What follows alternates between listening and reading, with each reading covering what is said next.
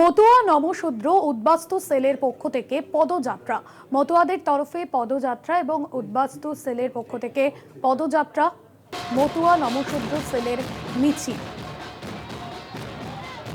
SIR বৈধ ভোটারের নাম বাদ না দেওয়ার দাবি।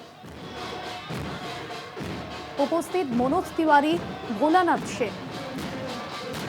মতুয়া উদ্বাস্তু সেলের পক্ষ থেকে পদযাত্রা, নাম বাদ গেলে আমরণ অনশনের হুঁশিয়ার। মতুয়া নমশূদ্র সেলের মিছিল, এসআইআরে বৈধ ভোটারের নাম বাদ না দেওয়ার দাবি।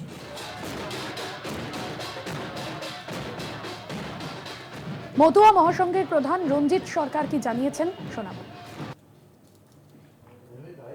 বিশেষ করে মতুয়া নমশূদ্র উদ্বাস্তু সমাজের মানুষ আতঙ্কিত যে তাদের যে ভোটাধিকার, যে আজকে আমরা দেখতে পাচ্ছি যে এসআইআর এর নামে যেভাবে মানুষ আত্মহত্যা করছে, অনেক মানুষ তারা আতঙ্কিত এবং সারা বাংলা জুড়েই আজকে মতুয়া নমশূদ্র উদ্বাস্তুদেরকেই টার্গেট করা হয়েছে। আমরা চাই যে বৈধ ভোটার যারা এখানে 2024 সাল পর্যন্ত যারা ভোট দিয়েছেন তাদেরকে নাগরিকত্ব থেকে বঞ্চিত করা যাবে না। যদি বঞ্চিত করা হয় আমরা রাস্তা